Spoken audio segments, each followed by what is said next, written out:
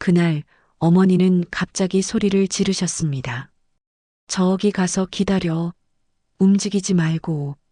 순간 나는 얼어붙은 듯 멈춰 섰습니다. 그 목소리에는 평소와는 다른 절박함이 담겨 있었거든요. 잠시 후 내 바로 옆 창고가 쾅 소리를 내며 무너졌습니다. 흙먼지와 함께 부서진 나무 조각들이 사방으로 튀어올랐고 내 머리 위로 떨어지려던 기둥 하나가 간신히 내 앞에서 멈춰 섰습니다. 그날 이후로 나는 어머니의 그 말이 평생 잊히지 않았습니다. 저는 올해 70이 된 사람입니다. 이젠 머리도 희끗희끗하고 허리도 자주 쑤시지만 가끔은 마음이 더 시릴 때가 있습니다. 왜냐면 아직도 제 마음 한구석엔 어머니라는 이름이 멍울처럼 남아있기 때문입니다. 어머니는 무당이셨습니다. 지금이야 무속인이라며 방송에도 나오지만 그 시절엔 그런 걸 창피하게 여겼죠. 저도 어릴 땐 친구들에게 들킬까봐 숨기기 바빴습니다. 학교에서 돌아오면 마당에 굿상이 차려져 있고 고깔 모양의 모시천, 닭깃털, 탁한 향 냄새. 그 모든 게 제겐 집이 아니라 수치로 느껴졌습니다. 친구들이 야, 내 엄마 귀신 본다며? 하며 놀리면 얼굴이 화끈거려서 뛰쳐나간 적도 많았습니다.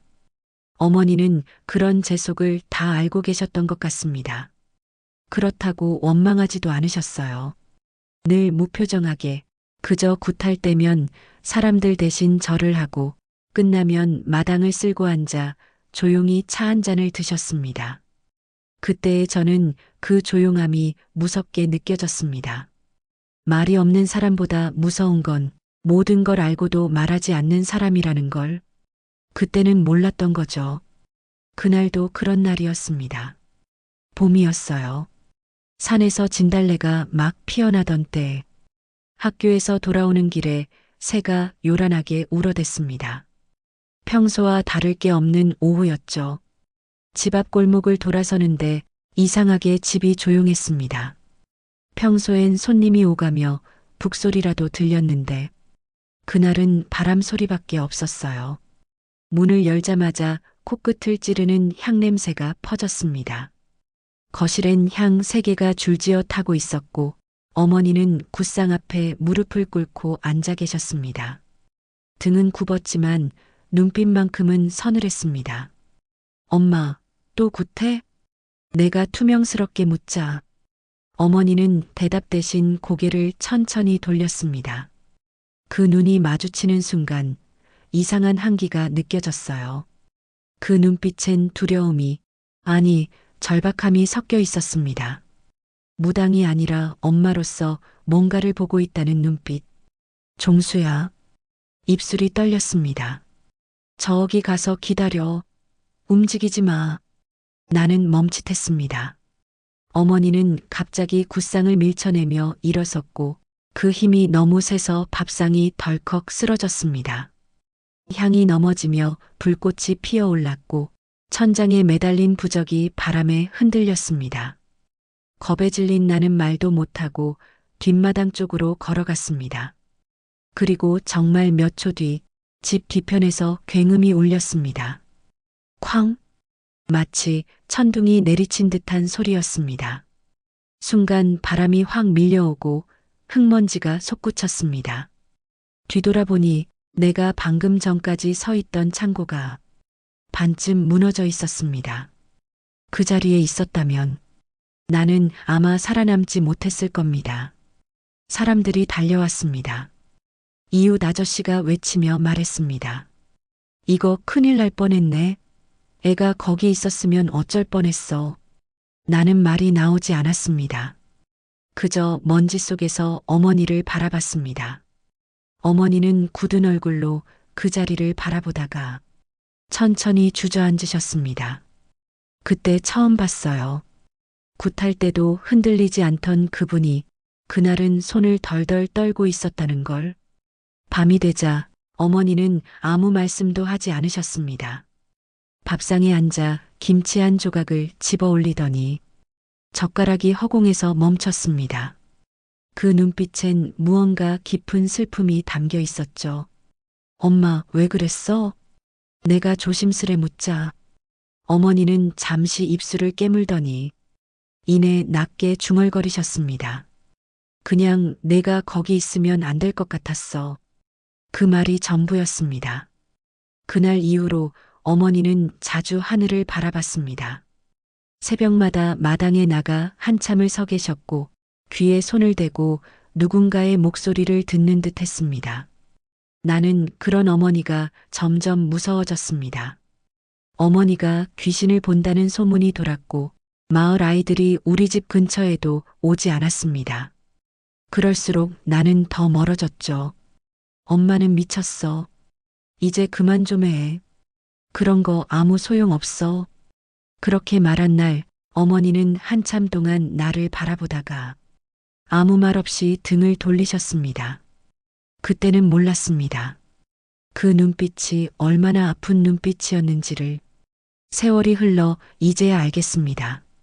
어머니는 귀신을 본 게 아니라 보호라는 이름으로 세상을 느꼈던 겁니다.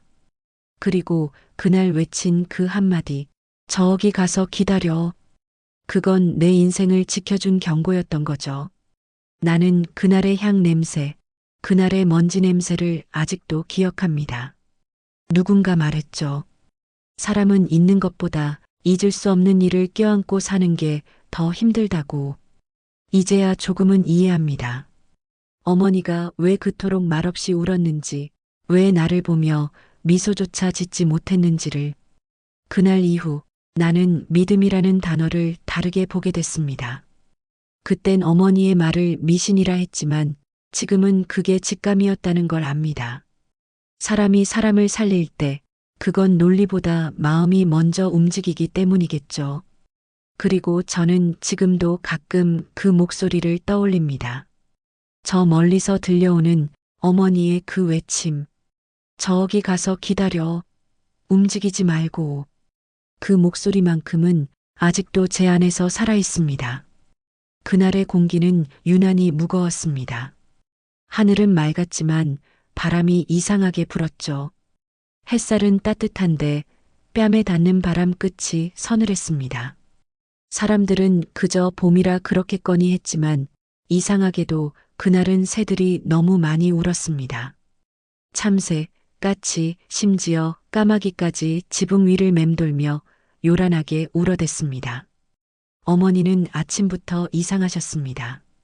밥을 하다 말고 가마솥 뚜껑을 덮더니 한참 동안 부엌문 쪽을 바라보고 있었습니다. 불 위에 밥은 타들어가는데 어머니는 마치 누군가의 목소리를 듣는 사람처럼 고개를 갸웃거렸습니다. 엄마, 밥 타. 내가 말하자 그제야 정신이 든 듯 뚜껑을 열었습니다. 아이고, 내가 정신이 없네. 말은 그렇게 했지만 어머니의 눈동자는 여전히 초점을 잃고 있었습니다. 그날은 마을에서 굿이 있는 날이었습니다. 평소라면 어머니가 부채를 들고 나서서 북을 치며 사람들을 이끌었겠죠. 그런데 그날따라 어머니는 굿에 나가지 않았습니다. 마을 사람들이 문을 두드리며 물었습니다. 큰신방님, 오늘 안 나가세요? 제 날인데요? 어머니는 문틈으로 고개를 내밀며 조용히 말했습니다. 오늘은 안 나가는 게 좋아. 오늘은 기운이 어지러워. 그 한마디에 사람들은 서로 얼굴을 바라봤습니다. 평소 같으면 절대 빠지지 않던 분이었으니까요.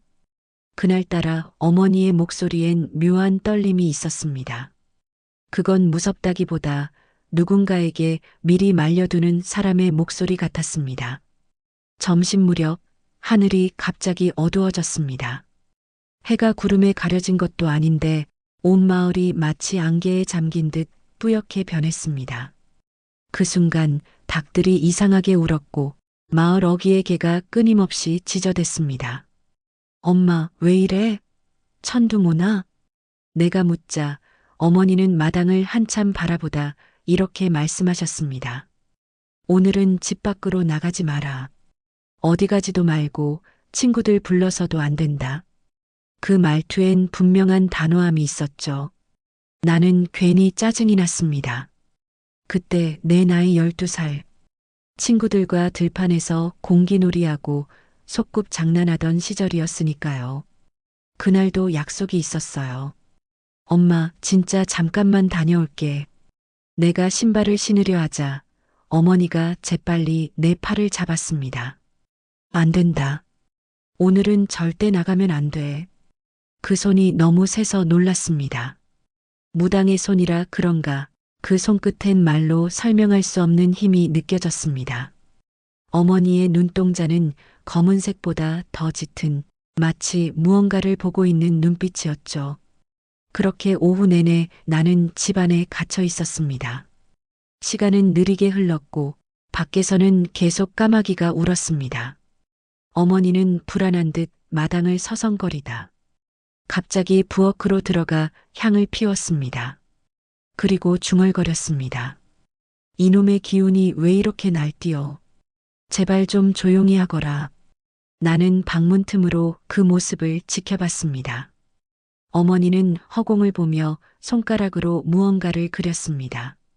그건 글씨도 아니고 기도도 아닌 마치 누군가와 대화하는 사람의 움직임이었습니다. 그러다 문득 어머니가 내 쪽을 바라봤습니다. 그 눈빛에 깜짝 놀라 방문을 닫았죠. 그 눈엔 분명히 무언가가 담겨 있었습니다. 그건 분노도 공포도 아닌 지켜야 한다는 강박 같은 것이었습니다. 시간이 흘러 저녁이 되자 바람이 세게 불기 시작했습니다.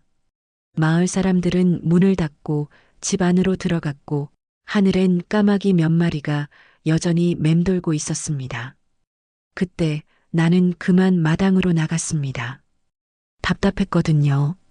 하루 종일 갇혀 있으니 바람이라도 쐬고 싶었습니다. 그때였습니다. 집안에서 갑자기 문이 열리며 어머니가 뛰어나왔습니다.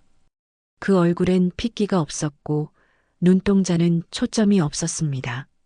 종수야, 저기 가서 기다려. 움직이지 마. 그 말이 떨어지자마자 내 발밑에 땅이 우두둑 소리를 냈습니다. 창고 쪽에서 나무가 부러지는 소리가 이어졌고 다음 순간 커다란 충격음이 들렸습니다. 그날 내가 본 마지막 장면은 창고 지붕 위로 날아오른 먼지와 그 뒤에서 울부짖던 어머니의 얼굴이었습니다. 사람들이 몰려와서 나를 끌어냈습니다. 나는 놀란 나머지 아무 말도 하지 못했습니다. 어머니는 그 자리에서 쓰러졌습니다. 괜찮으세요? 큰 신방님. 이웃들이 달려와 부축했지만 어머니는 멍하니 허공을 바라보며 이렇게 말했습니다. 그 아이 살았다. 그 목소리는 안도 같으면서도 슬펐습니다. 누군가를 구했지만 동시에 큰 대가를 치른 사람의 목소리 같았죠. 그날 밤 어머니는 새벽 내내 잠을 이루지 못했습니다. 창고 쪽을 바라보며 가만히 앉아 있었고 한참 후에야 입을 열었습니다. 이상하다. 오늘따라 귀신이 울더라. 아이 발밑이 갈라진다더니 진짜 그렇게 되네. 나는 그 말이 너무 무서워서 귀를 막았습니다. 그만해, 엄마. 그런 말 하지 마. 그때 어머니는 천천히 고개를 돌렸습니다. 그리고 조용히 웃었습니다. 그래, 이제 됐다. 이제 괜찮아. 하지만 나는 몰랐습니다. 그 미소가 진짜 괜찮다는 뜻이 아니었다는 걸. 그날 이후로 어머니는 점점 말수가 줄어들었습니다. 밥상머리에서도 국판에서도 그저 먼 곳을 바라보며 혼자 중얼거릴 뿐이었죠. 그때의 나는 그게 싫었습니다. 엄마는 왜 자꾸 눈에 안 보이는 걸 보고 왜 우리 가족은 평범하지 못한 건지. 하지만 지금 생각해보면 그날 어머니가 본 건 귀신이 아니라 다가오는 불행이었는지도 모릅니다. 사람들은 그것을 신기라 부르고 어머니는 그걸 징조라 불렀습니다. 그날의 봄, 하늘은 분명 맑았는데 왜인지 모르게 모든 것이 불안했습니다. 지금 돌이켜보면 그건 이미 정해진 운명이었던 것 같습니다. 그날의 분위기, 그건 단순한 날씨나 기운이 아니라 한 사람의 삶이 바뀌기 직전의 정적이었습니다. 사고가 있던 그날 이후 마을 사람들은 입을 모아 말했습니다. 큰 신방님이 또 마쳤대. 그 집 아들이 죽을 뻔했는데 귀신이 알려줬다더라. 그 말이 돌기 시작하면서 우리 집은 하루아침에 다시 사람들로 북적였습니다. 멀리 읍내에서도 굿 보러 오고 병 나았다는 사람, 아이를 얻었다는 사람까지 찾아왔습니다. 사람들은 어머니를 산마을의 신령이라 불렀지만 저에게 그건 자랑이 아니라 짐이었습니다. 학교에서도 아이들이 수군거렸죠. 야, 내 엄마 귀신이랑 친구라며? 내가 귀신 자식이냐? 그 말에 얼굴이 뜨거워졌습니다. 괜히 가방을 던지고 친구를 밀쳤습니다. 그날 저녁 어머니가 조용히 제 방문을 열었습니다. 오늘 학교에서 싸웠다며? 그 말에 가슴이 쿵 내려앉았습니다. 아무에게도 말 안 했는데 어머니는 어떻게 아신 걸까요? 누가 그래? 내가 짜증 섞인 목소리로 묻자 어머니는 천천히 말했습니다. 그냥 느낌이 그래. 그 말이 그땐 정말 싫었습니다. 뭘 해도 느낌이 그렇다. 오늘은 나가지 마라. 이 길은 안 좋다. 어머니의 말은 언제나 이유가 없었습니다. 그때의 나는 근거 없는 말을 믿을 수 없었습니다. 세상은 공부 잘하면 되는 줄 알았고 운명은 노력으로 바꿀 수 있다고 믿었으니까요. 그런데 이상했습니다. 어머니의 말은 이상할 만큼 자주 맞았습니다. 한 번은 그랬습니다. 비 오는 여름날 나는 친구들과 냇가에서 놀고 있었습니다. 물이 얕고 맑아서 안전하다고 생각했죠. 그런데 갑자기 마을 쪽에서 누가 뛰어오며 소리쳤습니다. 종수야, 내 엄마가 찾는다. 나는 짜증이 났습니다. 귀찮게 왜 불러?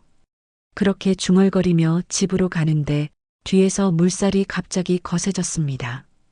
그날 저녁 뉴스엔 폭우로 아이 하나가 휩쓸려 갔다고 나왔습니다. 다행히 나는 이미 집에 돌아와 있었습니다.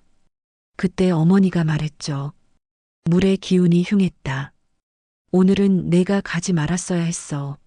나는 그저 우연이라 생각했습니다. 그러나 그런 우연이 반복되면 사람 마음이 흔들리기 시작하죠.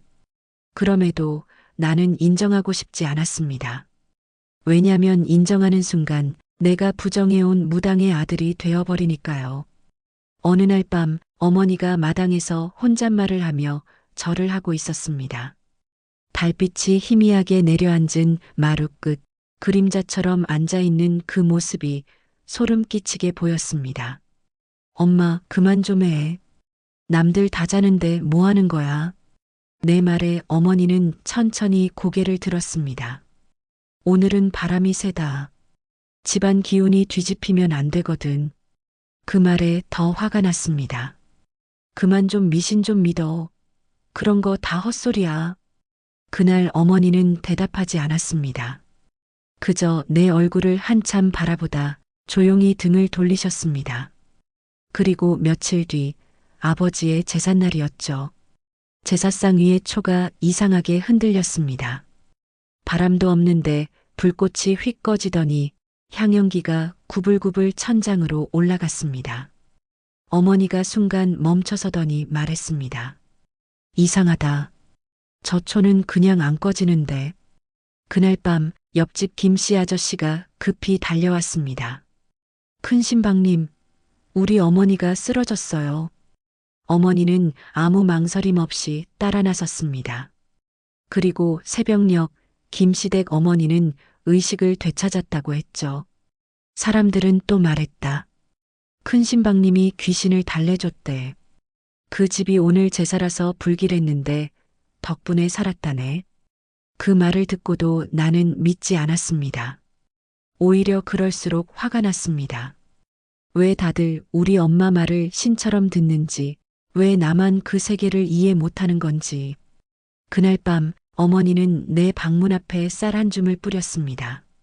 나는 몰래 문틈으로 지켜보다가 물었습니다. 그게 뭐야? 귀신 밟히지 말라고 하는 거야. 귀신이 밟으면 다쳐? 다친다. 마음이 다치고 운이 다쳐. 그 말이 묘하게 마음에 남았습니다. 운이 다친다. 그건 단순한 미신이 아니라 사람의 인연과 마음이 틀어지는 걸 말한 것 같았습니다. 시간이 지나면서 나는 점점 어머니의 말이 두려워졌습니다. 왜냐면 그럴 리 없다고 생각할수록 결국엔 항상 그렇게 되었으니까요. 어머니는 남의 병을 보면 얼굴빛이 변했습니다. 아이고, 저 사람은 간이 찼구나. 저 사람은 말 한마디 잘못해서 복이 도망갔다. 그런 말을 하셨죠. 그때는 다들 놀랍게도 며칠 후에 꼭 무슨 일이 생겼습니다. 그런데 정작 어머니 자신은 그 신기에 시달리고 있었습니다. 밤마다 손을 떨며 무릎을 끌어안았고 가끔은 허공에 대고 그만 좀 와라고 하셨습니다. 그때의 나는 그게 미친 짓처럼 보였죠. 하지만 지금은 압니다. 그건 미친 게 아니라 너무 많은 느낌을 감당해야 하는 사람의 고통이었다는 거리요. 어머니의 촉은 단순한 예감이 아니었습니다. 그건 사람의 숨소리, 땅의 온도, 그리고 자신을 희생시켜 얻은 살아있는 통찰이었습니다. 그때의 나는 그걸 몰랐습니다. 그저 엄마의 말이 불편했고 그 세계가 두려웠습니다. 하지만 인생이 흘러가면서 나는 그 촉이라는 게 사람마다 조금씩 다르게 존재한다는 걸 알게 되었습니다. 누군가는 그걸 감이라 부르고 누군가는 육감이라 하지만 어머니에게 그것은 사랑이었습니다. 사람들이 어머니를 찾아와 절할 때 그분은 늘 같은 말을 하셨습니다. 내가 신이 아니다. 나는 그저 들을 뿐이다. 지금 생각해보면 그 말이 참 슬프면서도 깊은 말이었습니다. 어머니는 누군가의 고통을 듣고 대신 아파해주던 사람이었어요. 그게 바로 무당의 삶이었고 그걸 저는 너무 늦게 이해했습니다.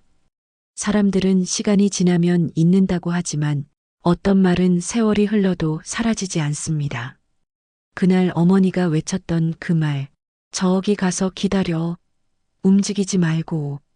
그건 내 인생의 문장을 바꿔버린 한마디였습니다. 하지만 그때는 몰랐습니다. 그 말이 단순히 우연히 터져나온 게 아니었다는 걸. 어머니는 그날 정말로 무언가를 보셨던 겁니다. 사고가 있은 지 며칠 후 어머니는 멍하니 앉아 계셨습니다. 식사도 제대로 하지 않았고 손님이 와도 예전처럼 반갑게 맞지 않았습니다. 그분의 눈빛은 멀리 아주 먼 곳을 보고 있었죠. 그러던 어느 날 밤 옆집 이만섭 아저씨가 찾아왔습니다. 큰신방님, 요 며칠 어디 편찮으세요?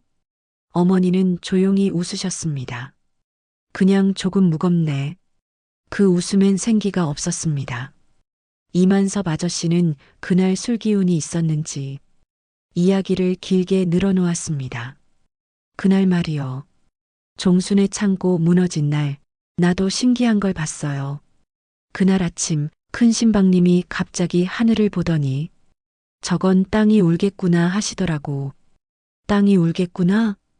예. 그 말 듣고는 허겁지겁 향을 켜셨잖아요. 그 말을 듣는 순간 나는 온몸에 소름이 돋았습니다. 그날 어머니가 향을 피우던 그 장면이 떠올랐습니다.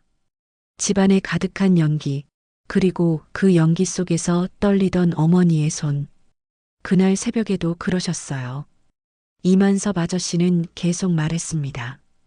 굿상 앞에서 혼잣말로 아이가 밟히면 안 되는데 하시더라고요.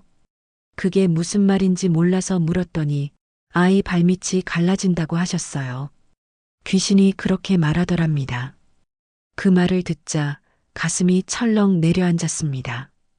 그게 어머니가 나에게 저기 가서 기다려라고 외친 이유였던 겁니다. 나는 며칠 동안 잠을 이루지 못했습니다.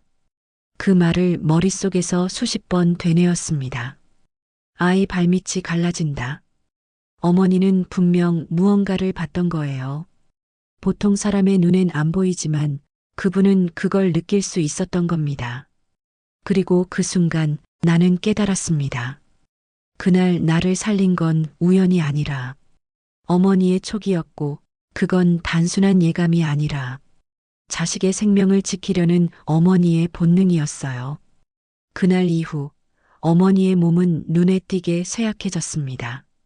구슬하던 손이 떨렸고 밤마다 기침이 심해졌습니다.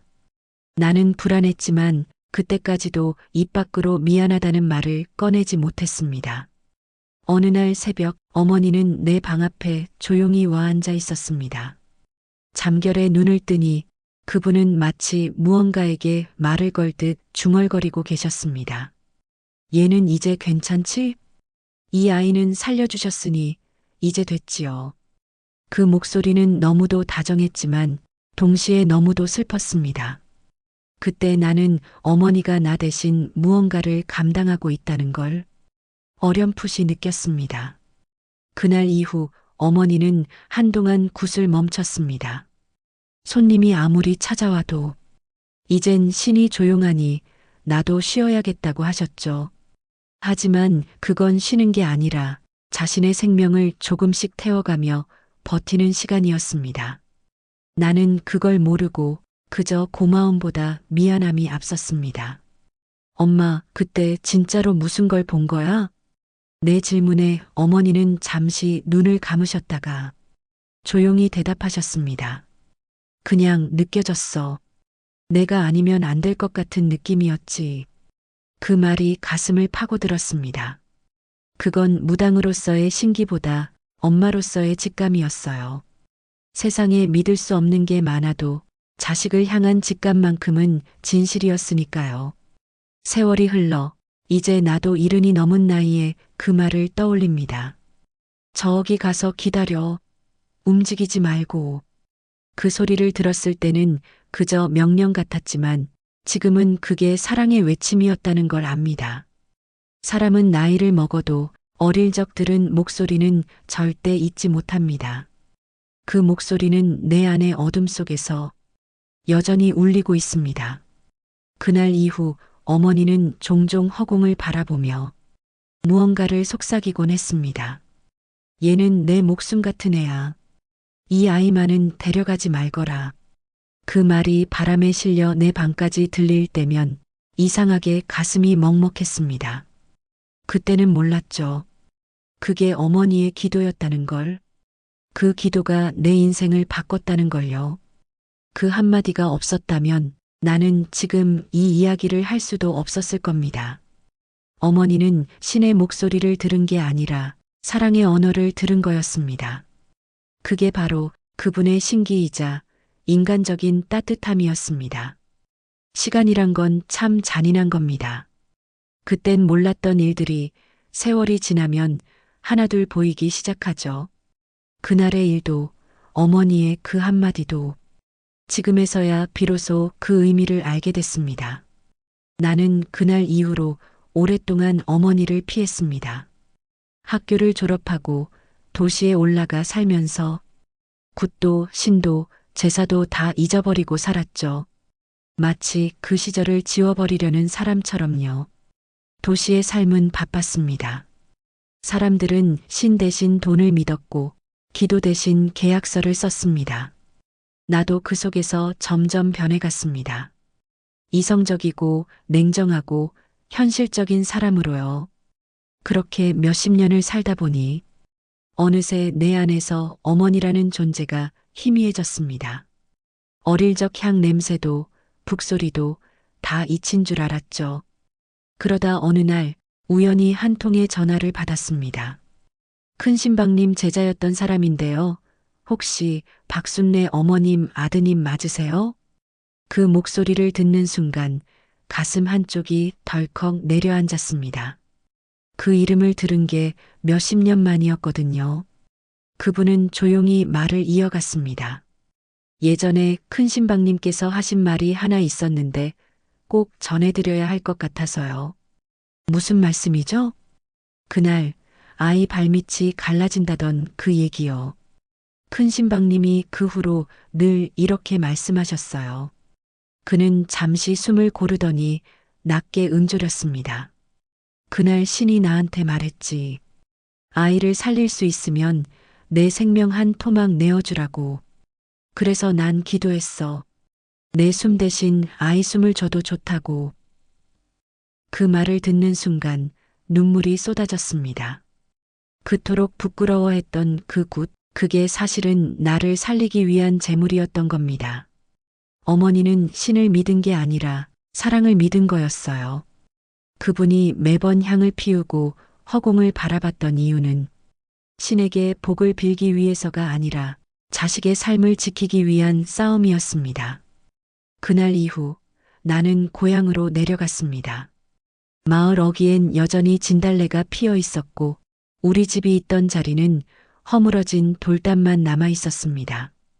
그리고 그 앞에 작고 낡은 돌비 하나가 세워져 있었습니다. 산마을 큰 신방 박술래, 여기 잠들다.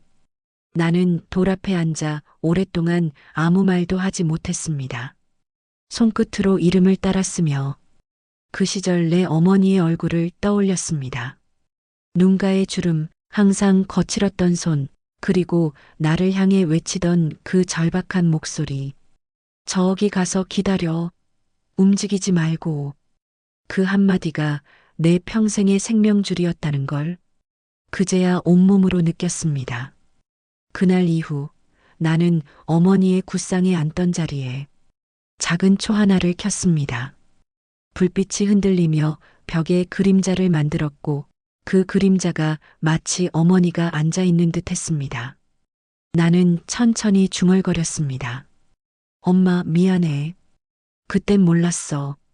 당신이 그렇게 싸우고 있었다는 걸.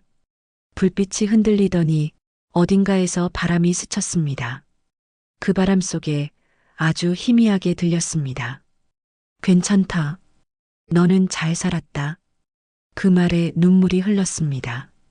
살아서는 끝내 하지 못했던 대화를 이제야 나누는 듯한 기분이었죠.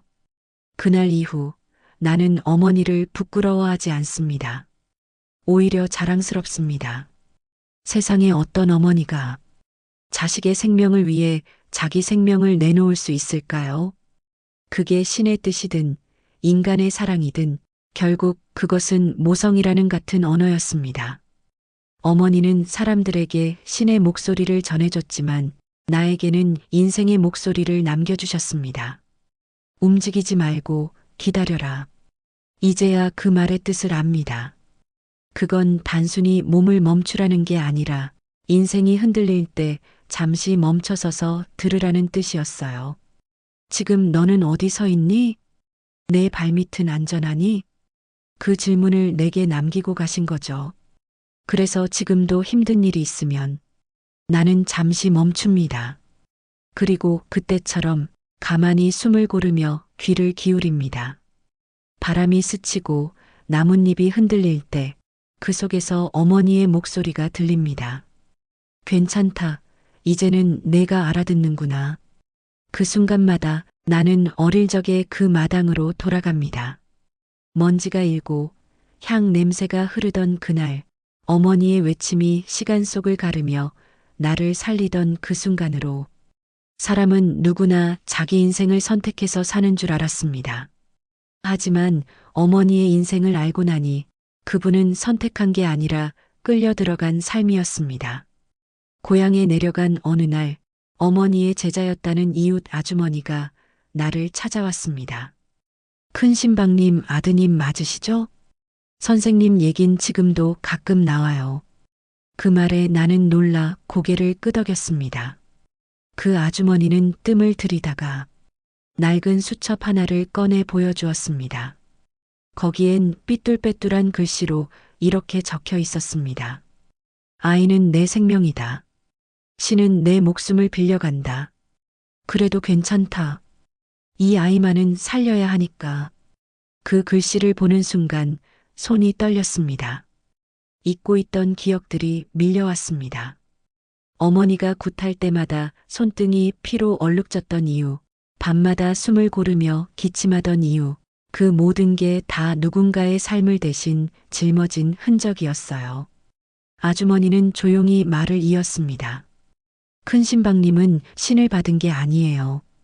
그냥 신이 버리지 못한 분이었어요. 어릴 적부터 남의 고통을 자기 일처럼 느꼈다니까요. 그래서 결국 신이 그 몸을 빌렸던 거죠. 그 말을 듣자 가슴이 먹먹했습니다. 어머니가 신을 받아들였던 게 명예도 돈도 아닌 운명이었다는 걸 그제야 알았습니다. 사람들은 무당을 무서워했지만 정작 어머니는 그 신이 더 무서웠을 겁니다. 남의 고통이 그대로 몸에 들어오고 밤마다 그 울음을 들어야 했으니까요. 누군가는 신내림이 축복이라 하지만 어머니에게 그것은 끝없는 벌이었습니다. 어머니가 젊었을 적 이야기 중에 내가 가장 잊지 못하는 게 하나 있습니다. 내가 처음 신을 받았을 땐 하루 종일 귀에서 북소리가 멈추질 않았단다. 그때부터 내 인생은 내 것이 아니었어. 그 말이 그때는 그냥 지나갔지만 이제는 그 의미를 알 것 같습니다.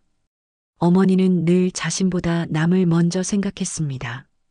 누가 아프면 쌀을 내어주고 누가 곤란하면 국값을 받지 않았습니다. 그러니 가난할 수밖에 없었죠. 하지만 그분의 얼굴엔 늘 이상한 평온이 있었습니다. 어머니는 종종 제게 이런 말을 했습니다. 종수야, 사람의 운은 마음에서 흘러나온다. 남의 탓하면 내 운이 닫히고 남을 살리면 내 운이 열린다. 그 말을 듣고도 나는 어릴 때엔 웃었습니다.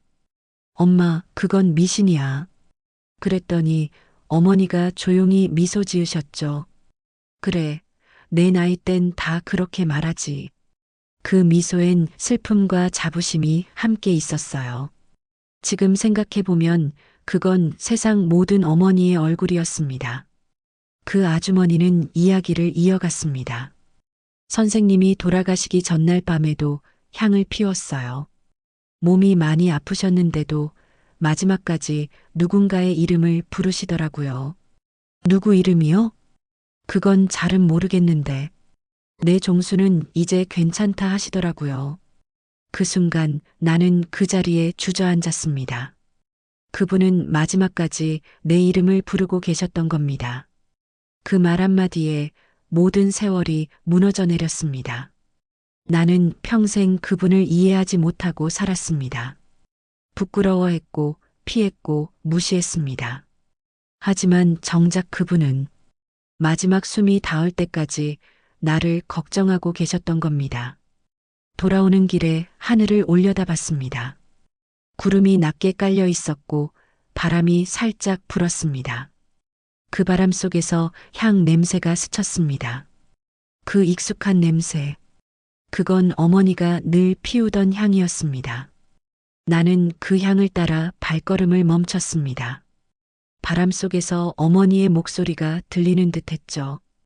얘야, 내가 왜 그날 그렇게 외쳤는지 이제 알겠니? 그제야 대답할 수 있었습니다. 응, 엄마 이제 알아. 그건 무섭거나 신비한 게 아니라 사랑이었어.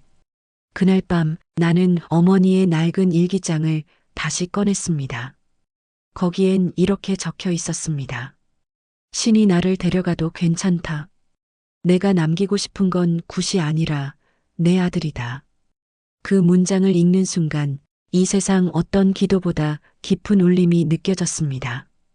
그건 종교가 아니라 한 인간의 헌신과 순정의 기록이었습니다.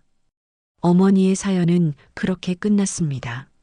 누군가에겐 미신이었겠지만 나에겐 그것이 사랑의 증명이었습니다. 그분은 귀신보다 사람을 믿었고 신보다 자식을 택한 분이었습니다. 지금도 나는 어머니의 삶을 생각합니다. 그분이 신을 받았던 날, 그분은 두려움 속에서도 웃으며 이렇게 말하셨다고 합니다. 이제 내 삶은 내 것이 아니지만 내 아들은 내 것이지. 그 말이 내 마음속에 새겨져 있습니다. 그리고 그 문장 하나가 지금의 나를 만든 겁니다. 사람은 나이를 먹어도 마음의 빚은 쉽게 갚이지 않습니다. 그날 이후 나는 매년 봄이면 고향을 찾았습니다. 진달래가 피고 바람이 부는 계절이 오면 어머니의 목소리가 바람 속에 섞여 들리는 것 같았습니다. 저기 가서 기다려. 움직이지 말고. 그 외침은 여전히 내 안에서 메아리 쳤습니다. 하지만 이제 그 말이 무섭지 않았습니다. 그건 명령이 아니라 사랑의 언어였다는 걸 알았으니까요. 세월이 흘러나는 아버지의 나이를 훌쩍 넘겼습니다. 아이들을 키우고 손주가 생기고 이제는 나 자신이 어른이라 불릴 나이가 되었죠. 그런데 아이들을 보며 문득 깨닫습니다. 나는 어머니의 마음을 이제야 이해하기 시작했다는 걸요. 어릴 땐 믿음이란 걸 비과학적이라 생각했습니다. 하지만 지금은 압니다. 믿음이란 건 신앙이 아니라 사람에 대한 확신이라는 걸요. 어머니는 신을 믿은 게 아니라 내가 살아있길 믿었고 그 믿음이 현실이 된 겁니다. 그걸 깨달은 후로 나는 사람을 대하는 태도가 완전히 바뀌었습니다. 예전엔 모든 일을 계산하고 따졌습니다. 효율, 결과, 이유. 그게 없으면 믿지 않았죠. 하지만 지금은 누군가의 말 한마디 속에서도 진심을 느끼려 합니다. 그게 어머니가 남긴 가르침이니까요. 움직이지 말고 기다려라. 그 말은 단순히 한 아이를 구한 경고가 아니었습니다. 그건 인생의 지혜였습니다. 조급할수록, 불안할수록 멈춰서 주변을 보라는 뜻이었죠. 나는 그걸 너무 늦게 배웠습니다. 가끔 손녀가 찾아와 묻습니다. 할아버지, 무당이 진짜 귀신 봐요? 나는 웃으며 대답합니다. 글쎄, 그건 모르겠지만 내 엄마는 사람의 마음을 봤단다. 손녀는 고개를 갸웃하다가 말하죠. 그럼 진짜 무당이네. 사람 마음을 읽는 거니까. 그 말을 듣는 순간 가슴속이 따뜻해졌습니다. 어쩌면 그게 신의 일보다 더 어려운 일이니까요. 그날 밤 나는 오랜만에 향을 피웠습니다. 어머니가 쓰시던 향대에 불을 붙이니 연기가 천천히 올라가며 방 안을 채웠습니다. 그 향냄새가 코끝을 간지럽히자 눈물이 또르르 떨어졌습니다. 향 연기 사이로 어머니의 모습이 떠오르는 듯 했습니다. 그분은 늘 그 자리에 있었습니다. 굿상을 사이에 두고 앉아있던 그 모습 그대로. 엄마, 이제 알겠어요. 그때 당신은 귀신이 아니라 나를 본 거였어요. 입술을 떨며 그렇게 말했습니다. 그때 바람이 스르륵 불어 향불이 흔들렸습니다. 나는 그걸 어머니의 대답이라 믿습니다. 후회라는 건 결국 사랑의 또 다른 얼굴입니다. 그게 없으면 사람은 변하지 않으니까요. 나는 평생 어머니를 오해했지만 그 오해가 있었기에 지금의 내가 있습니다. 이제는 사람들을 보면 어머니가 떠오릅니다.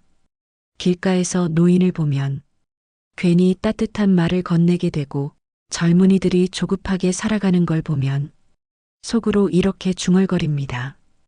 얘야, 조금만 기다려. 움직이지 말고. 그 말이 이제는 내 입에서 자연스레 나옵니다. 어머니의 목소리가 내 안으로 옮겨온 것처럼요. 이제 나는 믿습니다. 세상에는 눈에 보이지 않는 기운이 있습니다. 그건 신의 힘이 아니라 사람 마음이 만들어내는 울림입니다. 누군가를 걱정하고 누군가를 위해 기도할 때 그 마음이 다른 사람을 살릴 수도 있다는 걸요. 어머니는 평생 그걸 해오신 분이었습니다. 누구도 알아주지 않았지만 그분은 세상 가장 조용한 방식으로 사람을 구했습니다. 그게 진짜 믿음이었고 나는 이제 그 믿음을 배웠습니다. 지금도 가끔 그 말을 떠올립니다. 저기 가서 기다려. 움직이지 말고. 그 외침 속엔 두려움보다 사랑이, 운명보다 의지가 들어 있었던 겁니다. 이제 나는 더 이상 그 목소리를 두려워하지 않습니다. 그건 나를 살린 소리이자 지금의 나를 만든 기도니까요. 세월이 참 빠릅니다.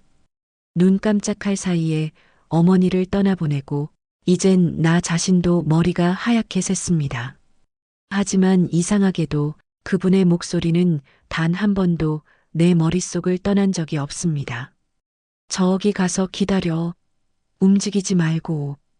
그 한마디가 내 인생의 경계선이었고 지금까지도 나를 지켜주는 부적 같은 말이 되었습니다. 어릴 땐 그게 부끄러웠고 청년 땐 그게 두려웠습니다. 하지만 이제는 압니다. 그 말이 내 생명을 살린 사랑의 언어였다는 걸. 나는 그분이 떠난 후로 삶의 많은 순간에서 그 목소리를 떠올렸습니다. 불안할 때, 누군가를 미워할 때, 무엇인가를 잃을까 두려울 때, 그때마다 그 목소리가 들렸습니다. 움직이지 마. 지금은 기다려야 할 때야. 그 말은 언제나 옳았습니다. 세상이 흔들릴 때 멈춰서면 내 마음의 소리가 들리더군요.